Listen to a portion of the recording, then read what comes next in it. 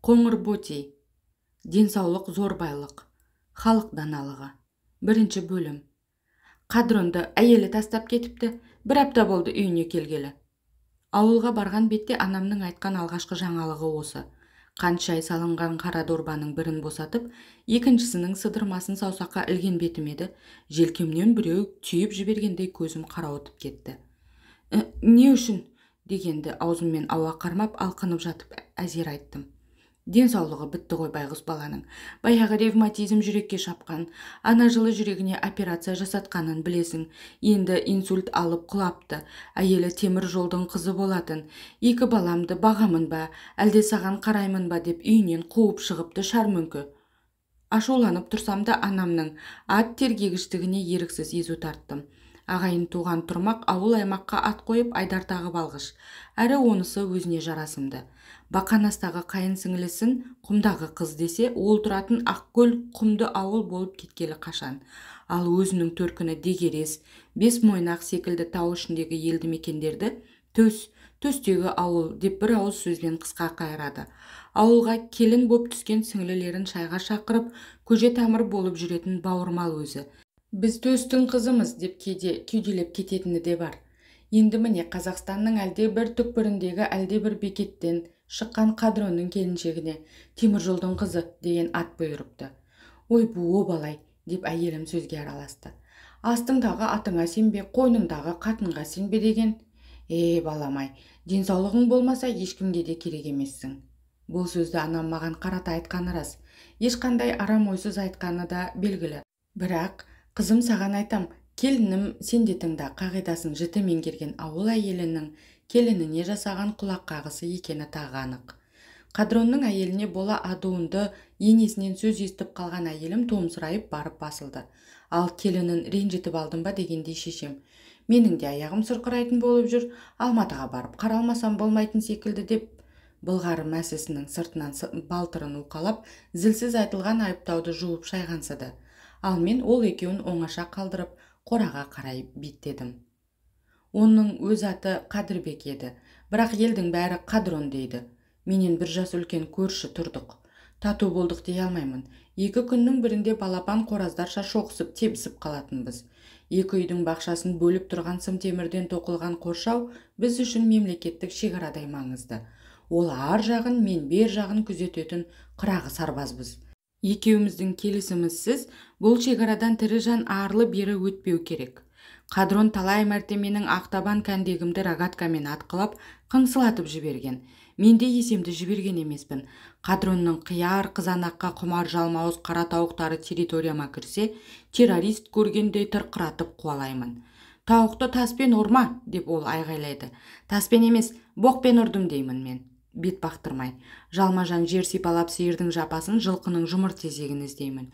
Соқ өтірікті, бұзауың суға келгенде құйрығын бұрап жіберейін бе тура? Өзіңнің құйрығың бұралып қалмасын. Не? Же! Екі жақтың бүгінгі дипломатиялық байланысы осы диалогтармен үзіледі. Аз ғана үнсіздіктен соң соғыс басталады. Шіріген алма, ұрықтанып кеткен қияр, жарамсыз қауын қарбыз, тас пен тезек басты қаруымыз.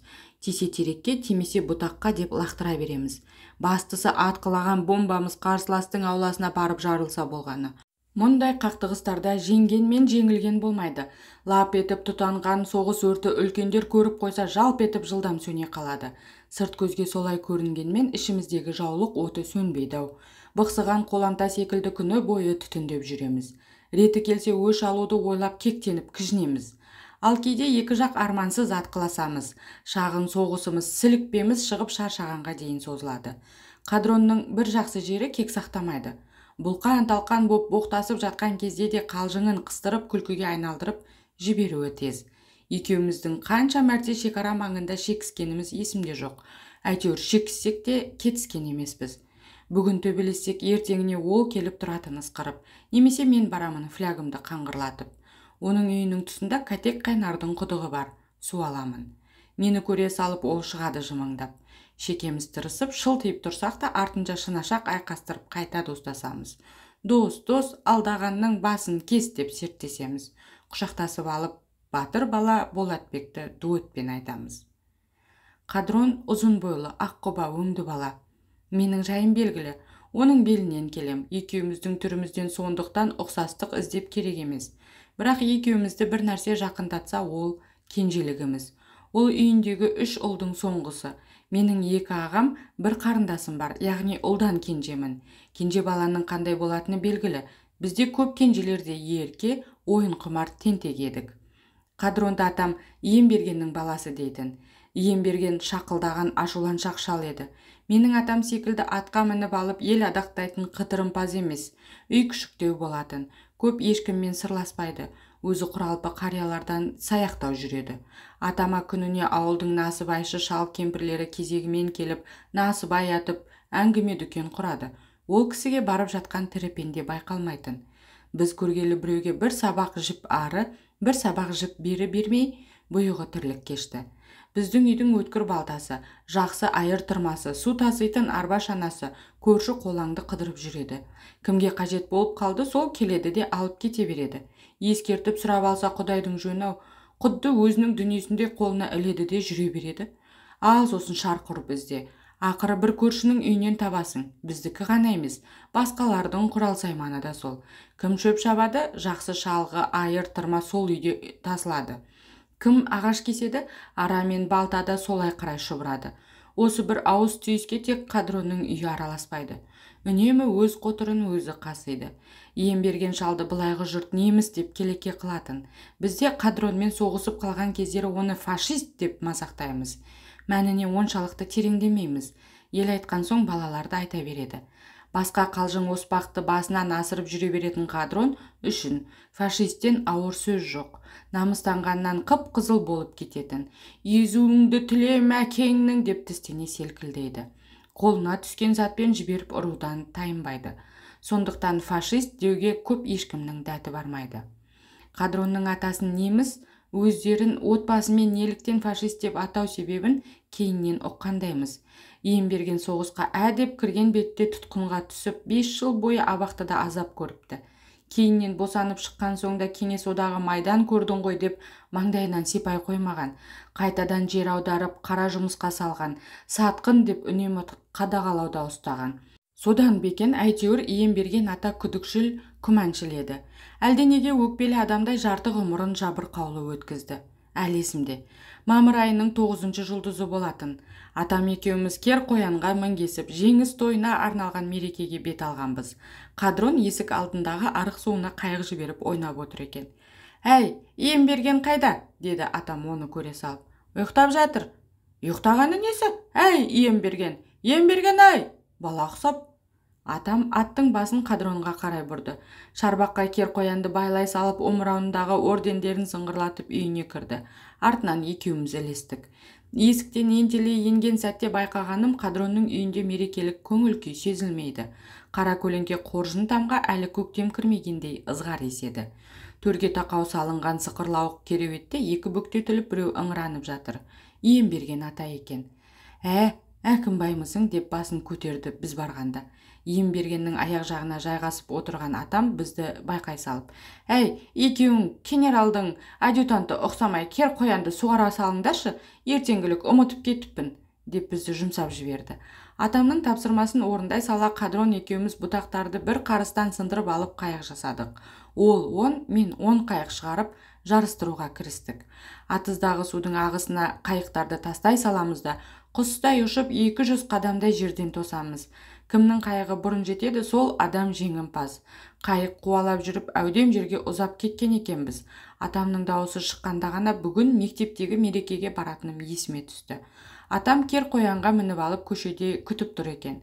Иемберген ата екеуі не туралы әңгімелескенін қайдам, әйтеуір жүзі жабырқаулы, жанары жасаураған.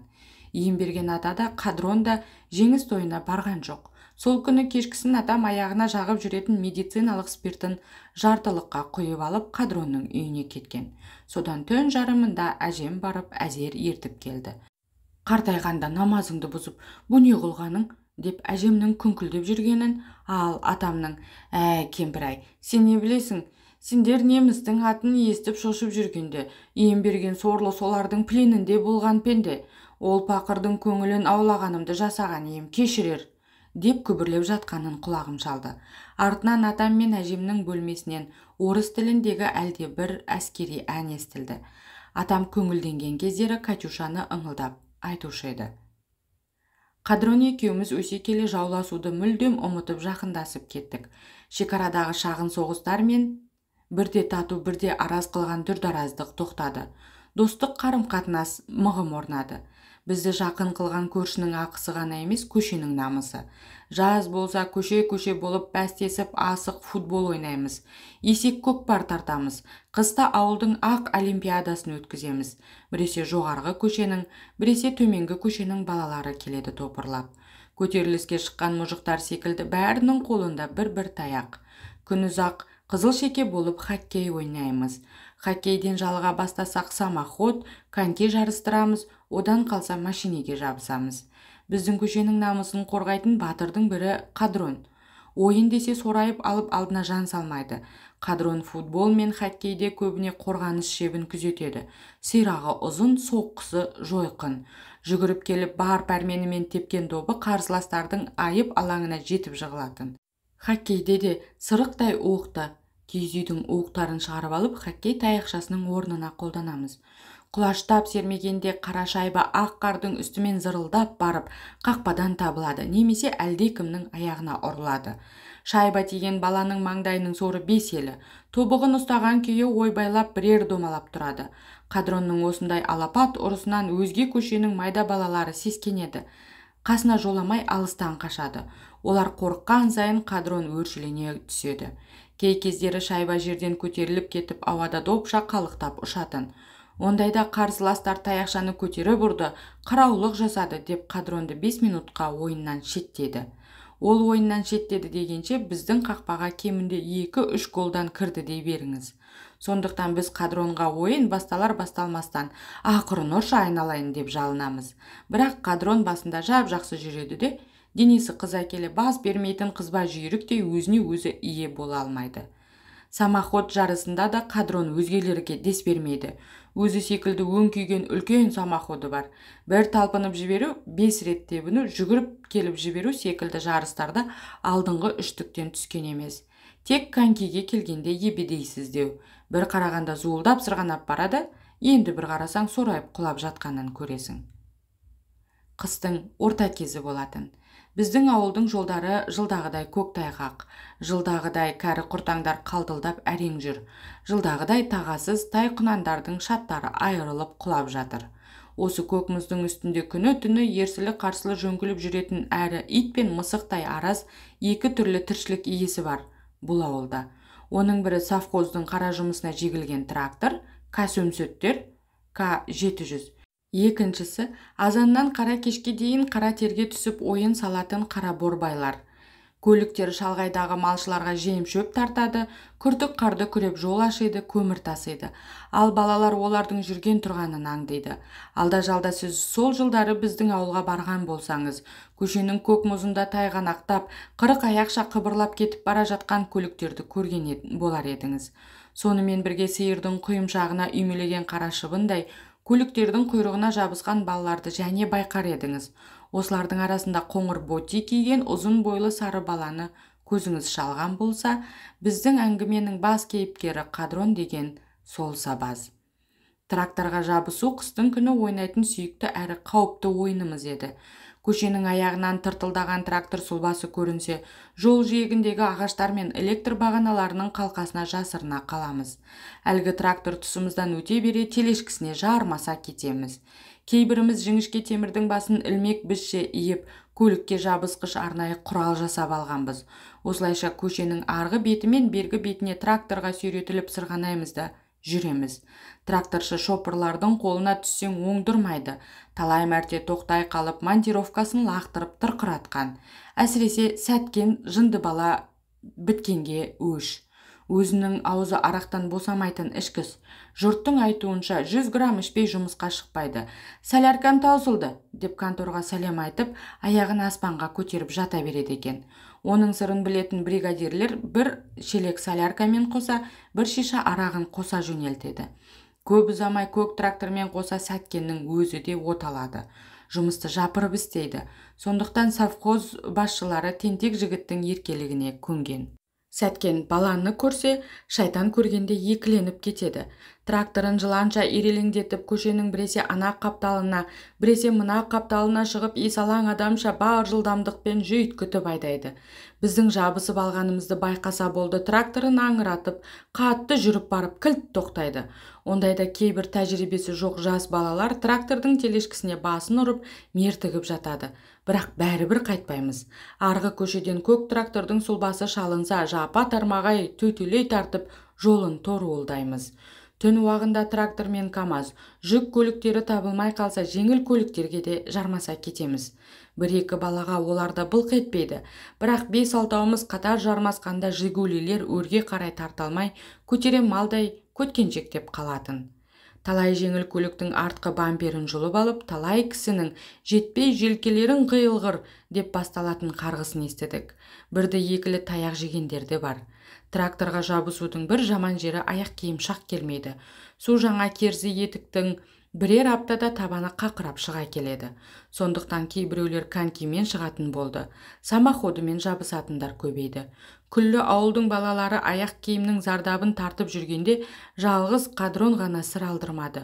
Көлік қуалаған балалардың атаманы атанған ол, сөйтсек, тракторға жабысатын күні аяғына боти киіп шығады екен. Табаны жайпақ, өкшесіз қоңыр ботейі бар еді. Күнде соны шұлғауланып киіп алады да безілдеп жүреді. Қадронның ботыйына елдің бәрі қызығады. Өзге ботыйлардың табаны бедерлі, мұзда сырғанамай қырсық есекше мөңкіп тұрып алады. Ал қадрондікі тап бір сырғанау үшін жаралғандай жүйрік, әрі төзімді. Қадрон қоңыр ботыйдың арқасында 6 ай қыз аяқ киім ауыстырмай өтті. Бірақ көктем шыға мұрттай ұшты. Бастапқыда аяғым сырқырайды деп жүретін, бір күні аудандық ауруханаға түскенін естідік. Резіңке етіктің табанынан өткен суық балғын денеге ревматизм деген дерт жамап беріпті. Қадрон досым ойнақтап жүріп осылайша от басты. Қадрон Ұзынағаштағы аудандық ауруханада 2 айға жуық жатты. Сол 2 ай досымды өзгертіп жіберді. Қадрон үйіне келіпті дегенді шешемнен ести сала жетіп барғанда көргенім басқа Қадрон. Бұрынғы досым жоқ, басқа адам. Қолына Марк Твеннің Том Сойерін ұстап маған күлімсіреп қарап тұрған бозбала Қадрон емес секілді. Тек сорайған бойы мен қоңыр көзі ғана өзгермеген. Бұрын жазда күнге қақталып тотығып, қыста аяз шымшып күреңітіп жүретін жүзін дәрі сорып тастағандай әппақ қудай. Беті ғана емес, қолы да әппақ. Әрі қыздың саусағындай былбырап тұр. Амандасқанда бұрынғы әдетіне басып қолымды қысып қойды. Бұрын дәу алақанымен сығымдағанда шыңғыртып жіберуші еді. Бұл жолы менің күс басқан жұмыр қолымды оншалықты мыжғылай алмады. Мамырдың ортасына қараса да аяғына аңғор ешкісінің түбітінен тоқылған жүнді шұлық киіп алыпты. Екеуміз өзгелерден бөлектеніп, Қадронның бөлмесіне кіріп алып, кеш батқанша әңгіме соқтық. Ол аурухананың әңгімесін айтады. Мен ауылдың жаңалығын соғамын. Футболдан қай көшенің балалары жеңіп жүргенін, біздің командада кімдер барын, әрбір ойынның қалай өткенін, кімнің қалай гол соғып, кімнің кімді шалып жыққанын, кімнің кіммен төбелескенін тәптіштеп тұрып айтамын. Мен әсірелеген сайын ол қопаңдап төсегінде отыра алмайды. Ондай кезде бүйту керек. Міне, қарашы, мынау доп болсын, доп болсын, деп диванның үстіндегі жұмыр бөстекті жұлып алып, еденге тастай салды. Допты алып келе жатқанда алдыңнан біреу жүгіре шықты. Не істейсің?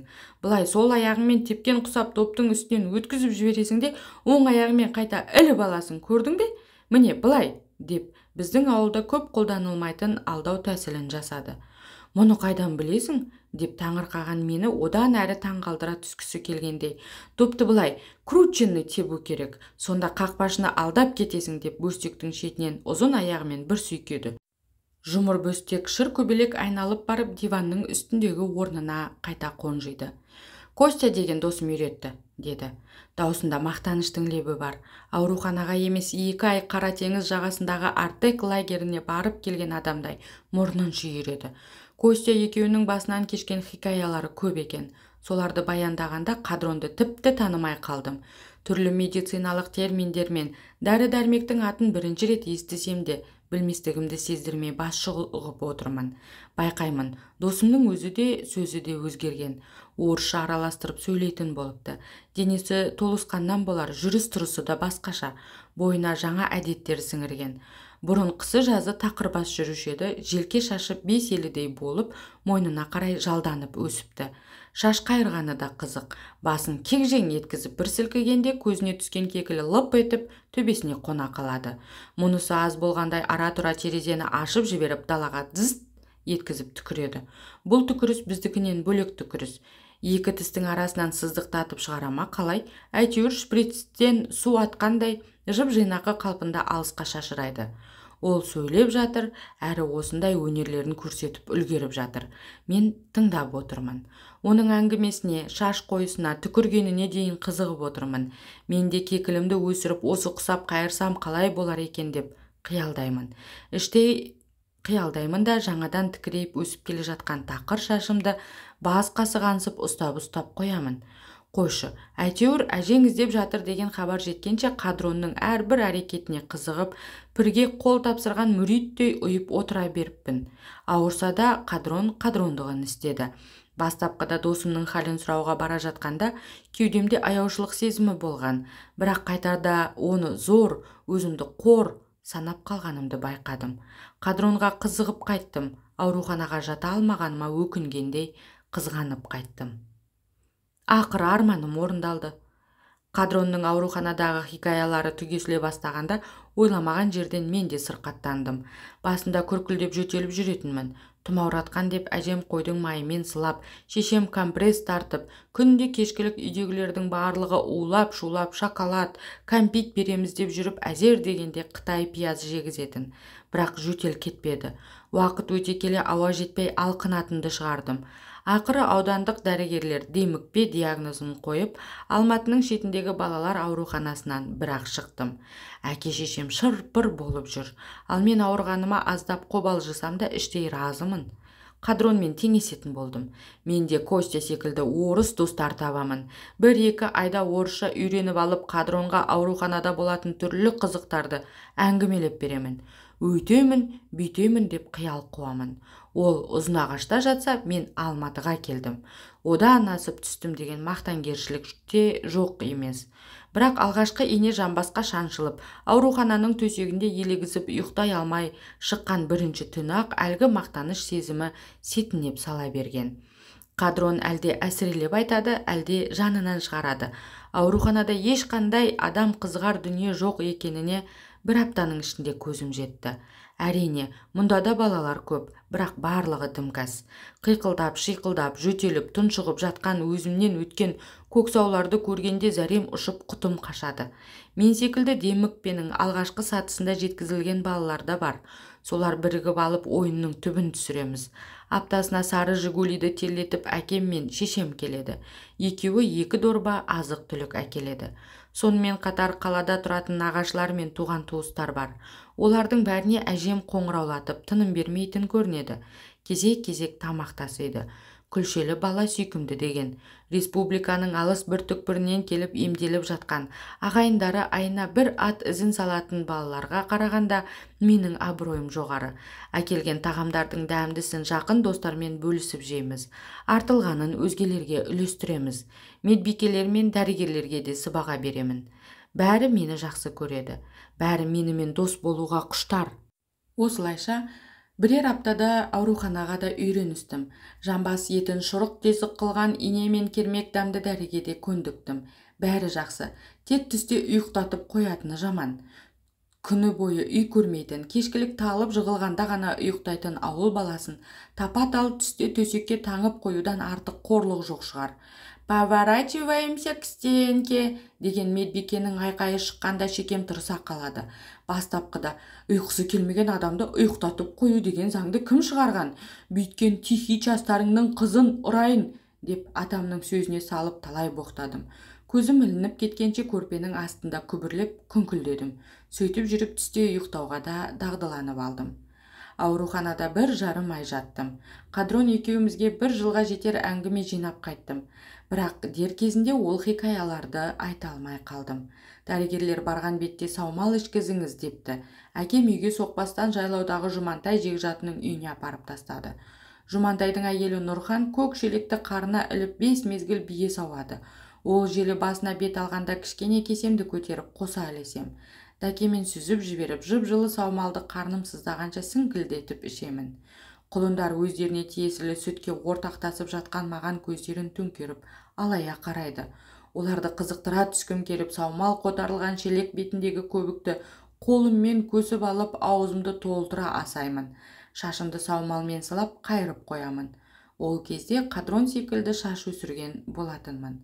Саумалдың теріні ағартатын емдік қасиеті бар. Нұрхан апа негізі қараторы әйел, бірақ екі қолы әппақ. Оның сырын сұрағанымда, күніге қолыңды 5 мәрте сүтке малып отырсаң, сенің де қолың әппақ болады, деген күлімсіреп. Баяғы хандардың қызы сүтке шомылған дейді ғой, ертегілерде. Сол сүт осы саумал. Саумалға шомылған адам ақ борықтай әдемі болып шығады, деп Жұмантай аға әйелін қоштады. Қояры, сүтке шомылған деген не сұмдық? Обал емес пе? Деп Нұрхан апа шошып түсті. Обал болсын болмасын солай болған. Жұмантай, қойшы өзінше кесіп пішеді. Ал мен Қадрон секілді әппақ болып барсам ауылға деп армандадым емес пе? Ендеше неге саумалды кәдеге жаратпасқа? Бие сауын болған сайын енді бетіме көбік жағатынды шығардым. Бастапқыда теріңді желімше тартып құрыстырып тастайды. Бірер уақыттан соң сумен жуып жіберсең, бет әлпетің жұп-жұмсақ болып былбырап шыға келеді. Жүзіңдегі бүкіл жара тартылған теңіздің орнындай болып жарылып тұрған қабыршақтарды алып түседі. Қойшы әйтеуір. Жұмантайдың үйінде 1 ай жатып саумал іштім. Ауруханадан дәрі сорып келген басым мұнда құлындардың несібесіне ортақтасып құлындай құлдыраңдап шықтым. Көкіректегі сырыл кетті, демікпейтін болдым. Әппақ сазандай болып семіріп ауылға келдім. Көліктен түскен бетте Қадронның үйіне қарадым. Ешкім көрінбеді. Бірер сағат күттім, келмеді. Кеш батты, әлі жоқ. Тек кешкі ас үстінде Қадронның ревматизмі қайта қозып, 1 апта бұрын Алматыдағы кардиология институтына алып кеткенін естідім. Осылайша Қадронға деп жинақтаған аурухана хикаяттары мен жайлау қызығы дер кезінде айтылмай қалды. Қадрон бұл жолы қатты ауырған секілді. Ауруханадан жыны жығылып жүдеңкіреп келді. Дорба-дорба дәрі ішеді. Ұзақты күнге үйінен шықпайды. Көшедегі ойындарды тек терезеден тамашалап отырады. Немесе қалың киініп алып бақша шетіндегі қарақшыдай қалқиып қарап тұрады. Мені де бір ауырып тұрған соң әке-шешем қадағалауға алған. Әсіресе қыстың күні үйдегі бүкіл шүберекті үстіңе жапсырып барып, далаға әзер шығарады.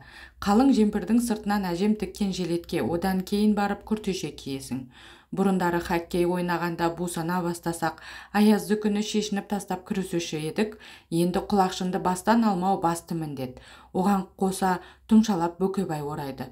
Бұндай киіммен ойнамақ түгіл далада жүріп тұрудың өзі қиын. Сондықтан амалсыз Қадронның қасынан табылам. Екеуміз жылы үйде отырып алып пробка, шөлмектердің қақпағы, фантик, сағыздың қабығы ойнаймыз. Зерге бастасақ ертегі айтамыз, ауылдағы түрлі жағдайда әңгіме қыламыз. Қадронның әртістік қабілеті бар. Кинодағы кейбір күлдіргі кейіпкерлер мен мас адамның образын керемет салады. Оның үйінің қасында кәтек қайнардың құдығы барын әлгінде айттық. Сол құдықтың басы күні түні ығы-жығы адам. Жаста, маста сонда. Қадрон теледидардағы қызықты кино, мультфильмдер таусылғанда терезенің алдында телміріп отырып солардың қылығын тамашалайды. Мастардың сөзін жаттап алып, диалогтарын айнытпай келтіріп, келеке қылады. Оның мұнысына мен тырқылдап күлемін. Жер жүзіндегі жалғыз көрерменін разы қылғанына масаттанған балаң актер даусын одан сайын құбылтады. Қадрон сәтті шыққан пародиясын қойылымнан шеттетпейді. Айына бір сахналап отырады. Кейде өзім қол қалаймын. Сақау Алмас пен Сәбиттің төбелескенін көрсетші. Жекпе-жек жайықтың трактормен елді қуғаны, Құдіренің шандырды қылғындырғаны, магнитофонның өлеңі, Иманқұлдың кипетоққа айтқанын салшы, деп сұрап аламын. Ондайда ол бөгілмейді. Сәбит, Сәбит, деп мезетте Сақау Алмастың рөліне кіріп кетеді.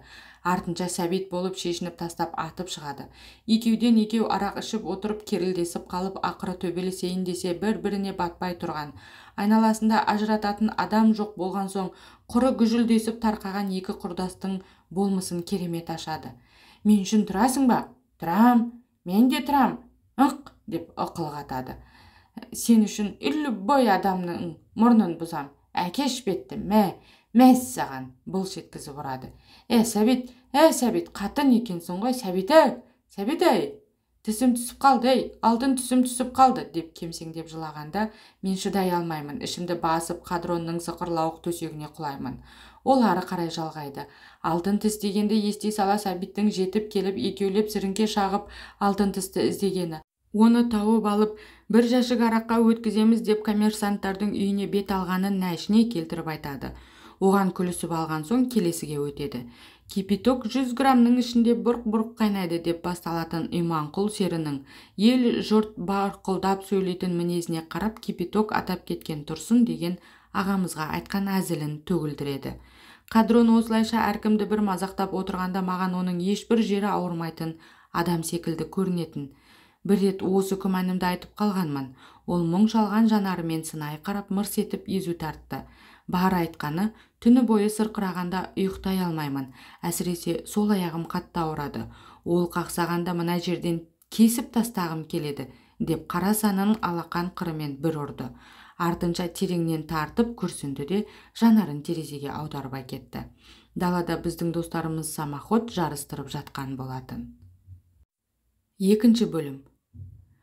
Қадрон аурухана мен ауылдың арасында шапқылап жүріп орта мектепті бітірді. Зерек болатын. Сабақ үлгерімі жағынан қатарынан қалған жоқ. Аттестаты 4 пен 5. Сол жылы Алматы технологиялық университетіне оқуға түсіп, дипломы қолға тиісімен Астанаға кетті. Айта кету керек, біздің ауылдан алыстағы Астанада қызмет істеген алғашқы адам осы Қадрон. Қадрон Астанада жұмысқа тұрды деген хабар, Қадрон депутат, министр болып кетті дегенмен бірдей естілетін бізге. Құрдастарының көбі Қадронға қызығып, іштей қызғанып та жүрді. Қадрон 2 жылдан соң Астананың ауа райы жақпады деп Алматыға қызмет ауыстырды. Осы жұмыста жүргенде мемлекеттік квота арқылы жүрегіне операция жасатып жасанды қалқанша орнатты. Араласып тұрдық. Артынша біз Астанаға кеттік. Ол Алматыда қала берді. Екеуміз де үйлендік. Әлеуметтік желілер арқылы қал жағдай сұрасып тұратынбыз. Агент Facebook, WhatsApp'та балаларының суреттерін жиі жариялап, достарымен қуанышын бөлісіп отыратын. Бәріміз олардың отбасына сүйсіне қарайтынбыз. Ниеттес тілеулес едік. Қадрон жас күнінен жағаласқан ауруды жеңді деп ойлағанбыз. Сөйтсек қателесіппіз. Ежелгі дұшпан аңысын аңдып жүріп, атпал азаматты тағы да алып ұрыпты. Бұл жолғы соққы бұрынғыдан жойқын болғанын жүрек құрғыр сезетіндей. Әрі ол соққы бір ғана емес, екеу болса қайтпексің. Аурумен арпалысқанда таңдап алған қосағыңның қасыңнан табылмағаны қандай қиын. Бауыр еті баласының басынан бір иіскегеннің өзі дертке дауа, емге шипа емес педі. Неге ғана жаратқан осы бір жайсаң жанның бақытын кемшін, сорын қалың қылды екен? Неге? Қадронды аяп кеттім. Біздің үй мен Қадронның бақшасын баяғыдай сым темірден тоқылған қоршау ғана бөліп тұр. Бақшаға кірген бетте көгалды тіліп өтер соқпақ жолға түсіп бірден сол қоршауға таяп бардым. Қадронның басын торлаған соқыр тұманды сейілтудің амалын таппай, далбасалаған күйі қоршауды бойлап ары жүрдім, бұрышқа тақала бере қалт бұрылып бері жүрдім. Шекара күзеткен сарбаздай қоршаудың бойында қалың ойға малтығып қанша уақыт сандалғанымды білмеймін. Бір уақытта жұмыртқалағанын жар салған мекиеннің мазасыз дауысы ойымды бөліп жіберді. Тауық күркенің артындағы қара өрік ағашының қасына келіп тұр екенмін. Қадрон екеуміздің бала кезде кездесер нүктеміз. Ары бері өтетін өткеліміз осы болатын. Бізден кейін бұл арқылы байланыс жасайтын адам болмаған-ау шамасы. Қоршаудың белін майыстырып, аттап өтуге ыңғайлап қойған тұсын әлдекім жоғары керіп, түзетіп тастапты. Темір қазықтан қос қолдай ұстап тұрып бір ырғып арғы бетке түстім. Қадрон алма ағашының көлеңкесінде жатыр екен. Тақтайдан нар жасатыпты. Қабат салынған 3-4 көрпенің үстінде құс жастықтың қолтығына қысып, сұлық жатқан жігіт суық амандасты. Тап бір мені күнде көріп жүрген адамдай бейжай. Әрбір жерде жапырақтармен араласып ойын картасы шашылып жатыр. Күні бойғы уақытым осы жерде өтеді, деді амандық саулық сұрасқан соң. Асыл құлдың Бақытжанын білесің ғой, сол келіп тұрады анда-санда, карта ойнаймыз. Ол жоқ болса жалғыз ойнаймын. Телефон шұқылап, Facebook пен WhatsApp'ты ермек қыламын. Сен секілді хат жазбай кеткен достар көп. Соларды күніне бір мазалап тұрамын деп зорлана жымиды. Жөн екен, дедім басқа сөз аузыма түспей. Менің сүрінгенімді қалт жібермеді. Несі жөн мұндай өмірдің, деп шақ ете қалды. Науқас адамның көңілін сұраймын деп келіп ашуландырып ауыртып аламын ба деп не айтарымды білмей сасқалақтап қалдым. Соны сезгендей өзі сөйлеп кетті. Ақырын, бәсең дауыспен асықпай сөйледі. Бірақ әрбір сөзінен жалын атып, өкініштің өрті өзегін өртеп лапылдап тұр. Тоқтамастан сөйледі. Астанадағы өмірі, операцияға кіріп бара жатқан сәттегі арманы, темір жол бекетінде әжептәуір қызмет істегені, сол жерде жүріп әйелімен танысқаны, үйленгені, тұңғышы өмірге келгенде қуанғаны, перзентханадан көтеріп шыққандағы көңіл күйі секілді әңгімелерін тыңдайтын адам таппай жүрген аушамасы. Көктемнің нөсеріндей бірінен кейін бірін төгіп, аса аждахатпен әңгімеледі. Әсіресе екі баласының қылықтары туралы айтқанда қуаңқы жүзіне қан ойнап шыға келді. Телефоннан суреттерін көрсетті. Кішісі өзінен аумай қалыпты. Кенжелер ерке болады, тентек өзі, деп бір сәт сол бір сары баланың қылығын есіне түсіргендей күлімсіреп отырды да мезетте түсін суыта қойды. Әйеліме ренжімеймін, деді сыбырлай. 30-дан жаңа асты. Мен секілді екі күннің бірінде талып жататын көксауды қашанғы сүйрелеп жүреді. Арманым жоқ, артымда ұрпақ қалатын болды. 25 жасымда жүрегіме жасанды қалқанша салғанда, ендігі өмірім біткен шығар деп ойлағанмын. Құдайдан отбасын құрауға мұрсат бер, деп егіліп сұрағанмын сол кезде. Баламның боқ сасыған бұтынан бір ескетші деп жылағанмын. Жаратқан тілегімді берді. Бір емес балпанақтай екі ұлым бар. Әттең соларды оқуға түсіріп барып құлағанымда ештеңеге өкінбес едім. Дегенмен әйелім ақылды, жеткізеді оларды, деді. Сен де көз қырыңды сала жүр, деп сұқ саусағын шошайтты маған қарай. Қадрон, қойшы, қайдағыны айтпай, әлі-ақ жазылып кетесің. Ертең әйеліңді барып алып келемін. Мына балаларды жеткізу міндетің ант ұрған, деп бұрынғыша қалжыңдағансып иығынан түртіп қалдым. Ол менің саусақ ұшымен ғана ақырын түрткенімді ауырсынғандай қабағын кіржитті. Күрсінді. Әйелім мені қуған жоқ, өзім кеттім, деді. Ауылға апарып таста деп 2 ай бойы қақылдадым, деп сыбырлады. Бөтен біреу естіп қоймасын дегендей жан-жағына ұрлана көз тастап. Оның не? Сол дұрыс. Менсіз өмір сүруге үйрене берсін. Қойшей, сандалмай, деп ашуланған түр танытып едім. Ол қолана жымиды. Қалжың ғой, дәрігерлер тыныштық керек деген. Әрі менің мына жатысымды көрген бала не болады? Жасып қалар. Жазылғанда барамын да, бұйыртса, деп әлгінде айтқан ауыр сөздерін әзілге жеңдірді. Айтпақшы, қол аяғың балғадай болып өзің не бітіріп жүрсің? Өзің білетін екеуі, біреуі іште жатыр, күзге салым шығамын, деп қояды. Ол китайский бала болайын деп тұр ғой, деп жымиды да дереу түсін өзгертіп. Балаға дұрыстап қарашы осы бастан, деді ойлы көзмен менің сықпытымды тінте шолып. Бала деген бапкер қолындағы бәйге аты екен ғой. Оның бабын тауып, бағын ашу бапкердің, яғни ата-ананың міндеті. Қазақ әке балаға сыншы дегенді бекер айтпаған. Мен осыған әке балаға сыншы ғана емес, бапкер дегенді қосар едім. Құнанбай медресеге жібермегенде Абайда осыншалықты білімге жетермеді? Балқожа бидің көрегенділігі болмағанда ыбырайлық дәрежеге көтерілер меді? Тіпті осы күнгі Бақтияр Артаевты әкесі бокс үйірмесіне жетелеп апармағанда, оның күнделікті жаттығуын қадағаламағанда, жеңісіне қуанып, жеңілген сәтінде демеу бермегенде Бақтияр Олимпиада биігін бағындыра алар ма? Өткенде газеттен Денис Тен туралы оқыдым. Оның әке-шешесіне ескерткіш қойса да артық емес. Солар бала Денисті ары-бері сүйрелеп, жылт еткен ұшқынды жалынға айналдыра білді. Ақшасын аямады. Ақыры кеткен қаржы мен төккен тері ақталды. Әнекей қаршадай Денис мұз айдынының королі болып жүр. Балаға салынған инвестиция ең қайырлы инвестиция, дедім сөз арасына килігіп. Қайырымды ғана емес, қасиетті шаруа, әке-шешенің борышы. Бірақ инвестиция дегеніңмен келіспеймін. Инвестиция экономикалық термин. Оның астарында нарықтық пиғыл, бір тиынды екеу қылсам деген бақай есеп жасырынып жатыр. Балаға салған ақша мен еңбектің қайтарымын дәметсек, онда біз алып сатар коммерсант болғанымыз. Балаға бергеніміз ол біздің әке мен шешеден алғанымыз. Біз біреуден алғанымызды біреуге беріп қана отырмыз. Болған біткені осы. Қарғада баласына боқ шоқуды үйретеді, қасқырда бөлтірігін аңшылыққа баулайды. Сондықтан сені оқыттым, шоқыттым деп баласына міндет қылатын ата-аналарды түсінбеймін. Әрине, балаға берген тәлім тәрбие, шығындаған уақыт пен қаржының қайтарымы сөзсіз болады. Ол мен қызың өмірден өз орнын тауып азамат болып кетсе, сол емес пе қайтарымы? Өкініштісі, көбіміз осыны түсіне бермейміз. Алматының ортасында тұрса да спорт секциялары мен өнерпаздар үйірмесіне баласын алып баруға уақыт таппайтын, уақыты бола тұра құнттамайтын замандастарым көп. Біразына осыны айттым да, құлақ атса кәнекей, баламыз өз бетімен өсіп жатыр. Бізді де кезінде ешкім сүйреген жоқ. Өз күшімізбен жеттік бәріне деп шырт түкіріп шыртияды. Бұл нағыз топастық. Өз бетімен өскен бала бақшадағы қарусыз қалған ағаш секілді. Өзегіне құрт түсіп, жапырағы ерте қурап, жемісі піспей жатып солады. Оның рас, деп Қадронның бала тәрбиесіне байланысты философиясына бас изедім. Бұрын ондай емес секілді еді. Ауырған адамның ойға көп берілетіні бар. Әйтеуір ойшыл болып кетіпті. Әрі шешен сөйледі. Сен Қытайда 2 жыл тұрып келдің ғой. Айтшы, Қытайлар баласын қалай тәрбиелейді? Олар баласын император санайды. Бір отбасына бір бала саясатын білесің.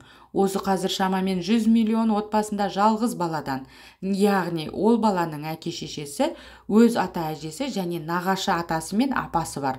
Сонда бір баланың тәрбиесін 6 адам қадағалайды деген сөз. Адам саны көп елде өмір сүру оңай емес. Балаларын бәсекеге қабілетті қылу үшін Қытай жұрты барын салады. Міне көрдің бе? Деп сұқ-саусағын шошайтып сөзге араласып кетті. Бір баланы 6 адам күтіп баптайды дейсің. Ал біз 6 баланы бір кемпірге тастап қызмет қуып жүрміз. Олардың қарны тоқ, көйлегі көк шығар, бірақ ауланың шаңын шығарып ойнағаннан басқа не бітіріп жатыр? Баяғы бабаларымыз балаларына әліппе жаттатқызар ұстаз жалдаған, өнерпаздарды алыстан алдыртып ән күй үйреткен, соғыс өнеріне баулыған. Бала бақшалары ашылып жатыр ғой жер-жерде, деп сөзін бөлдім. Аспан асты елінен келсең де аспаннан түскендей болмашы, деп өкпелегендей сыңай танытты. Бәрін оқып көріп біліп отырсын ғой. Қалалық жерде мемлекеттік бала бақшаға 2-ның бірі қолы жеткізе алмайды. Жекеменшік қымбат. Ал ауылда шағын орталықтар ашып қойған. Онысы құры жоғарыға есеп берудің амалы. Бір бөлмеге 30 баланы қамап сылдырмақ, қуыршақпен ойнатып қою дегенді түсінбеймін. Мен де түсінбеймін. Қытайда біздегідей тегін балабақша деген ұғым жоқ. Бәріне ақша төлейсің. Әркім өзі үшін, өз баласы үшін жағдай жасайды. Міне, менің де айтпағым сол емес пе? Неге біз бала тәрбиесін мемлекетке ысыра салып, жауапкершіліктен жалтара қашамыз? Демографияға үлес қосамыз деп 10 шақты баланы топырлатып туғызып тастадық. Ал мемлекет үйін уақытылы жәрдемақысын берді. Мейлі дейік. Бірақ сол 10 баланы жақсылап тәрбиелей аламыз ба? Мәселе сонда. Біздің 10 баламыз Қытайдың бір баласына татымай жатса, қорлықтың көкесі сол емес пе? Біздің өз бетімен өскен 10 баламыз Қытайдың әбден шыңдалған, білімді бір баласы ашқан компанияда қара жұмыс істеп, ауласын сыпырып, дәретханасын жуып жүрмесіне кімге біл? Ата-ана жауапкершілігі деген сол. Әрбір әке мен шеше мемлекеттің демографиясынан бұрын адам капиталына үлес қосқанды ойлау керек. Сен алдыңа мақсат қой. 5 балаң бар ма? 1 кәсіпкер, 2 ғалым, 1 спортшы, немесе дәрігер тәрбиелеп шығарамын деп жоспарла. Осы жоспарды орында. Міне сенің ұлы міндетің. Қызына сөйлегендікіме Қадрон алқынып қалды. Сәл тыныстап алған соң, Сәруардың Мұсаханға айтқанын білесің бе? Деп сұрады. Жоқ, ол не депті? Араққа тойып алып, бала айырбастайықшы деп барыптан тұрған. Неге?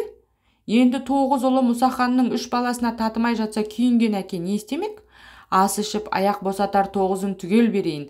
1 балаңды берші көкетай деп жалыныпты. Анау не қылыпты? Не қылушы еді, арқасынан қағып шығарып салған. Көрдің бе, баласын баулай білмеген әкенің көретіні сол. Сен де қазір әңгіме жазып жүрсің. Өзің айтшы, күлдіп адам 10 әңгіме жазған жөн бе, әлде сол 10-дықты 10 ұрап алатын бір шығарма тудырғанын дұрыс па? Әрине сапалы болғаны жақсы. Сендерді де білем, кітап толтыру үшін шөпте өлең, шөңгеде өлең деп егіздетіп, сегіздетіп жаза бересіңдер. Бір кітаптың ішінде оқуға тұрарлық 1-2 шығарма болады. Қалғаны таңдайға татымас қоймалжың бірдеңе. Былтыр сенің үйіңнен алып кеткен жас жазушылардың жартысының кітабын оқып біткенше жынданып кете жаздадым. Өзің сыншы болып кетіпсің ғой түге. Сенің көзіңмен қарасам әлем жетістіктен емес кілең кемшіліктен тұратын секілді. Жетістікті менсіз де айтып жатқандар көп. Күнде теледидардан лепіріп жатырсыңдар ғой. Көрерменді керең деп ойлайсыңдар ма? Айқайлап айтатын болыпсыңдар. Өйтік, бүйттік, жеттік, болдық, толдық деп құлақты жауыр қылдыңдар. Ем берген атаң болыпсың аумаған. Ештеңеге көңілің толмайды деп мен де қыршып алдым. Ол қарқылдап күлді. Қойдым, болды, сдаюсь, сенің огородыңа тас лақтырмаймын енді деп қос қолын көтеріп берілгендік белгісін білдірді. Біз кеш есейіппіз, достым, деп сөзін жалғады. Енді ерте қартайып барамыз. Біздің буынның маңдайына біткен соры сол. Сенің қытайларың бар еді? Өтпелі кезде өмір сүр деп қарғайтын. Шынымен де өтпелі кезеңде тіршілік еткен адамдар бір өзеннің суынан екінші өзенге көшкен балықтар секілді екен ғой. Оның суы оларға жаға ма, жақпай ма білмейді. Әйтеуір торға түскен тобырға ілесіп солай қарай жөнеп береді. Қаншасы бөтен жерді жерсінбей жан тапсыратынын білмейді. Ол жақтың тұрғындары бұларды жатырқамай қабылдай ма, жоқ әлде келімсектерді жемтігіне айналдырып түтіп жей ме? Ол жағы да күңгірт. Біз сол жапондар айтқан қарғысты көрген адамбыз. Өтпелі кезеңде ержеткен ұрпақпыз. Мектепке кеңес үкіметі тұсында кірген едік, тәуелсіз Қазақстан заманында шықтық. Мойнымызға тағып жүрген қызыл галстукты сыпырып алып кеудеміздегі октябрят төс белгісін қоқысқа лақтырғанмен советтік санамыз өзгермеген күйі тәуелсіздік құрылысына араластық. Өйткені мұндай бетбұрысқа біз түгілі мұғалімдер отандық білім беру жүйесі тұтастай дайын болмай шықты. Өзің ойлашы, деп Қадрон ет қашты саусақтарын тарбита жайды. Өздері кеңестік жүйе бойынша оқыған адам, өздері Кенесарыны қан құйлы қанішер деп таныған ұстаздар қалайша азат ойлы шәкірт тәрбиелейді? Олар сол өзі оқыған қойыртпақты біздің басымызға жуынды құсап төге салды емес пе? Өзі белшесінен батқан батпаққа білегімізден ұстап қоса тартып әкетті ғой. Ескі оқулықта жазылған дүдамал дүниелерді талдап таразыламай-ақ миымызға сіңірді. Мектепте адам маймылдан жаратылған деп оқып едік, университетке барғанда оның барлығы қып-қызыл өтірік боп шыға келді. Осылай ескі мен жаңаның арпалысын көріп, әрбір білгіштің аузына жалтақтап, кімге сенерімізді білмей есалаң адамша алақтап жүргенде 30-ға да жетіп барыппыз. Меніңше, сол бір жылдары мектеп бітірген түлектерді қайтадан жинап алып, отан тарихынан дәріс оқу керек. Сөзіңнің жаны бар, дедім. Тағы да, ұстаз алдындағы шәкіртте именшектеп, шыбындаған ат құсап, бас шұлғудан өзгені білмейтін менің пұшайман түріме бір қарап алды да, Қадрон көзін ағаш басындағы қызыл алмаларға қадап ойлана сөйледі. Қазақта шіріген жұмыртқа деген сөз бар, деді көзін жоғарыдағы алмалардан тайдырмастан. Шіріген жұмыртқадан ешбір пайда жоқ. Одан тұқым өрбімейді, жеуге жарамсыз. Жарыла қалса иісі де жаман. Мен өзімді сол шіріген жұмыртқа секілді сезініп жүрмін. Сені осыншалықты боркемік деп ойламаппын. Сенен де жағдай нашарлар бар емес пе? Ана құрсағынан жар емес болып туылып өз бетінше жүріп тұра алмайтын, төсекке таңылып арбаға байланған мүгедектер туралы ойландың ба? Олар өмірдің рахатын сезінбестен жалғанмен қоштасып жатыр. Сен олардың қасында ақыл есің бүтін, қол аяғың сау зіңгіттей жігітсің ғой. Қайратыңды жисаң әлақ, тас уатып, тауық қопаратын мүмкіндігің бар. Көпірлік қылма. Шіріген жұмыртқа болмасам да, ана бір құрт түскен алма секілдімін, деп ағаш басындағы жұдырықтай сары алманы нұсқады. Құдай біледі, сол алманы адам түгіл сиыр да жемейді. Бір бүйірінен тесіп кірген құрт ішін кеулеп алған шығар ендігі. Ал сол алманың құрттап кеткеніне кім кінәлі? Құрт кінәлі, дедім. Бүтін алманың бүйірін тесіп кірген құрт кінәлі деп нығыздай түстім. Кәззап, әдейі қыртып отырсың менің жүйкемді жұқартып.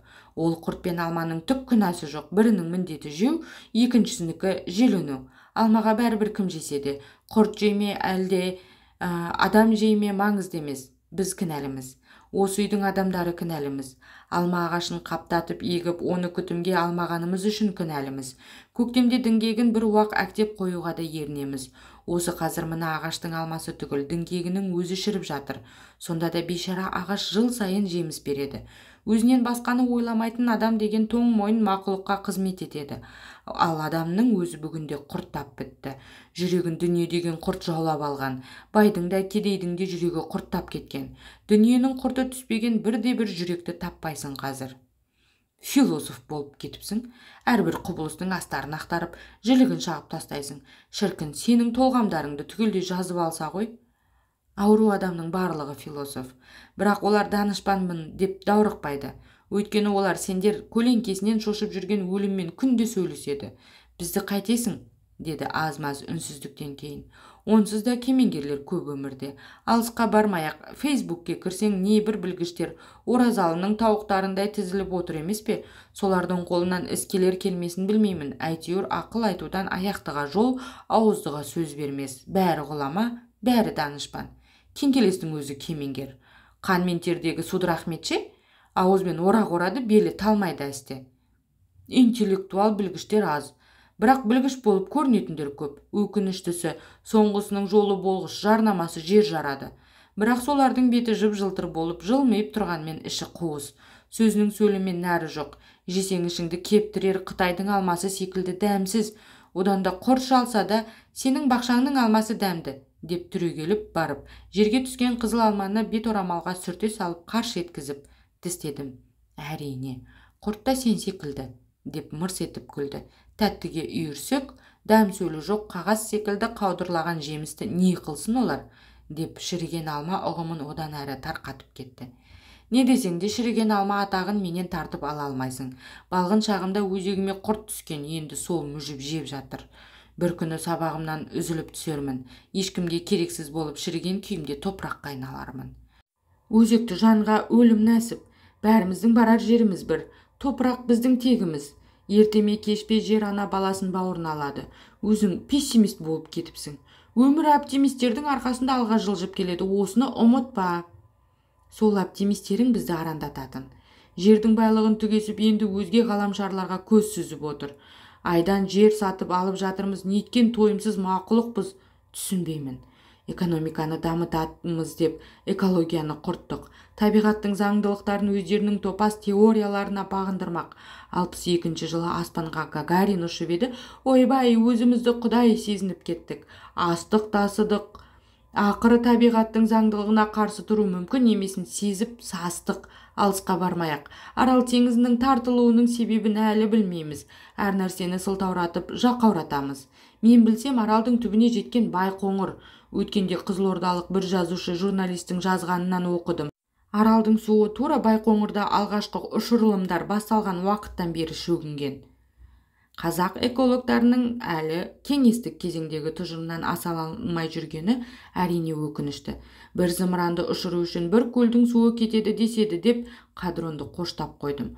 Ол одан бетер екілене түсті. Көресің, біз күндердің күні осы асқан ақылдылығымыз үшін өкінетін боламыз, деді көзіне ежіретіп. Алғашқы қауымдық құрылыс қайтып келсе деп армандайды әлақ сенің ашкөз оптимистерің. Оптимистерің деген сөзді аузын толтырып, кекесінді түрде созып айтты. Саған сұрақ қояйыншы, деп жастықтан басын жұлып алып шынтақтап жатты. Адам неге азып барады? Рухани тұрғыдағы азғындыққа жоламай-ақ қой. Өзгесін айтшы, неге біз аурушаң, әлжуаз боп кеттік? Неге ауру сырқау, жұқпалы дерт, індет жайлағыш? Неге кемтар нәрестелер көбейді? Енді оның себебі көп қой. Экологиялық ахуал қиындады, деп білгенімді айтпаққа оқтала бергенімде былжырақ, деп қолын бір сермеді. Білмейсің, көзің ашық болғанмен мұрныңның астында сүңгідей болып қатып тұрған қаспақты көрмейсің. Білсең айтшы қане, көреген данышпаным, деп мен қитығып қалдым. Біле білсең осының бәріне ғылым, оның ішіндегі медицина ғылымы кінәлі. Қалай? Қалай болса солай. Алдымен мына сұрағыма жауап бер. Сенің әжең қанша құрсақ көтерген? 7. Соның қаншасы адам болып кетті? 4. Тұңғышы бір жасында шетінеген, одан кейінгі 2 ұлы туа салып кетіпті. Міне, көрдің бе, сол замандағы адамдардың барлығынан сұрайып сенбесең, кемінде 1-2 баласын жерге берген. Өйткені бұрынғы адамдар бала күнінде табиғи сұрыптаудан өтетін, ана құрсағында жақсы жетілген, өмір сүруге қабілетті сәбилер ғана аман қалатын. Әлжуаздар туа салып шетінеп кететін немесе бертінде түрлі ауруларға төтеп бере алмай қыршынынан қиылады. Түсінбедім ойыңды. Не айтқың келіп отыр? Сөзімді бөлмей тыңда. Қазіргі медицина өлейін деп жатқан шақалақты тірілтіп алады. Әлжуазды дәрі-дәрмек салып айтып бүйтіп адам қыламыз. Содан тұқым аламыз. Әлжуаздан дімкәс туады, дімкәстан көксау, көксаудан ауру, ал аурудан кемтар туады. Суворов шала туған, мемлекеттік тудың авторы Шәкен Ниязбеков шала туған деп ойыма түскен шала туғандарды тізбелей бастап едім, орнынан атып тұрды. Аузы көбіктеніп, көзі шақырайып кетіпті. Бала күнгі әдеті. Неше жылдар өтсе де осынау балаң қылығы жоғалмапты. Досымның қуаң тартқан жүзінен балалық тентектігін тапқаныма қуандым. Қуанышымды жасыра алмай мырс етіп күліп жібердім. Ол да болмашыға бұлданғанына ұялғандай теріс айналып кетті де шашылған карталарды жиыстырып келіп қайта жайғасты. Сен мыңнан бірін айтып отырсың, деді бәсең үнмен. Негізінде солай. Адамзат азбауы үшін тек мықтылардан тұқым тарату керек. Айналайын-ау, қораңдағы қойға да қошқар сыйлағанда кәтегінен емес ірісінен таңдайсың ғой, қозылары кесек болсын деп. Бұл да сондай селекция. Қазіргі түрлі ауру сұрқау тұрмақ, ырбиған жігіттердің пайда болуы, қыз-текелердің қаптауының түп негізі соған барып тіреледі. Пақ шіркін, қалай орақтасың? Деп досымды арқасынан қағып, риясыз күлдім. Ол күлмеді. Шіркін, ерте өліп кетемін, ақыр заманды көргім келеді, деді артынша. Астапыралла, қайдағын айтпаш, ақыл есіңнен аудасқаннан саумысың? Шыным сол, ақыр заман болған кезде айналама қарағым келеді, адамдарға қарағым келеді. Дүние үшін арын сатқан байқұс, топас адамдардың түрін көргім келеді. Соғысып жатқан елді атыстырып, шабыстырып жатқан бүлікшілерді, біреудің жерін тартып алып жатқан қанқұйлы саясаткерлердің өлім алдындағы бейнесін көргім келеді. Сені көргім келеді, ананы, мынаны, оны көргім келеді, өзімді көргім келеді, тек деп барып тоқтап қалды. Ақыр заман кезіндегі балаларымның бейнесін көргім келмеді, деді бәсең үнмен. Ақыр заман ұрпағы ең бақытсыз ұрпақ деседі. Оны көруді Құдай баламның баласының маңдайына жазбасын, дедім қадронның арманына қарсы шығып. Бәрібір қашып құтыла алмаймыз, келе жатыр, белгілері көбейіп кетті, деп ол тағы да әлденені айтуға оқтала бергенде. Болды, осы жерден тоқтайық, басқа тақырыпта сөйлесейік, деп тыйып тастадым. Оның да жөн сөз бауырым, деп көкейіндегі ойды кейін серпіп жіберді. Бірақ шіріген алма туралы ойымды нақтылай түсейін саған. Ақыры түсінбеген секілдісің. Біз қараусыз өскен буынбыз, оны жоққа шығармассың. Біздің сыныпта 30 оқушы оқыдық. Солар мектепті бітіргенше болашақ мамандығын таңдай алған жоқ. Қай университеттен таныс тапты, қандай оқу орнына әке-шешесі жетелеп барды, сонда оқыды. Өзіне болашақ мамандығы ұнамаса да оқыды. Ақыры білде диплом алып шықты. Бірақ біліксіз маман болып шықты. Бізге ешкім жөн сілтеп, жол нұсқамапты ғой қарап отырсам. Жөн сілтемек түгілі денсаулығымызға назар аударған адам бар ма? Моншаға түсеміз, шылқыған дамбалымызды сығып-сығып киіп аламыз да көрпеге оранып ұйықтап қаламыз. Ол бұтымызда жатып кеуіп кетеді. Қыстың күні мал жайғағанда киер етігіміз далада қатып тұрады. Жерді тепкілеп тұрып әзер киетінбіз. Аяғымызда жүріп жылынады оның іші. Соның барлығы денеге ауру болып жабыса береді екен ғой. Сақырлаған аязда боты киіп алып ойнаймыз деп мен де қосам жарласа кеттім. Ол қарқылдап күлді. Мен келгелі екінші рет күлді. Әне тұр, ол боти, деп қолымен ошақхананың шатырын нұсқай беріп, бүктеліп жатып қалды. Атып тұрып қасына жетіп барсам, селкілдеп күліп жатыр екен. Аздап шаршап қалдым. Ертең келсеңші карта ойнайық, деді күлкісін тия алмай. Жарайды, онда жатып демал, деп келген ізіммен қайтып бара жатып, ошақ қораның шатырында тұрған қоңыр галошқа көзім түсті. Галош емес, боти, әлгі сырғанақ боти. Қадрон тракторға жабысқанда киіп алып ешкімге жеткізбей жүретін жүйрік боти. Ақыры өзіне кесел жамаған қоңыр боти. Күнге қақталып әбден көнерген екен. Шамасы Қадронның көкесі қонышын қиып тастап есік алдына киетін сүйретпе жасаған. Оған да жарамай қалған соң шатырдың үстіне лақтыра салған. Көп ойланған жоқпын. Досымның тағдырын тас-талқан еткен резеңке етікті бір қарғып шатыр үстінен іліп әкеттім. Оны не қылмақсың? Деді ол төсекте жатқан күйі. Мұнша жағамын, тамызыққа керек. Ала бер дегенді. Қолын бір сілтеп аңғартты.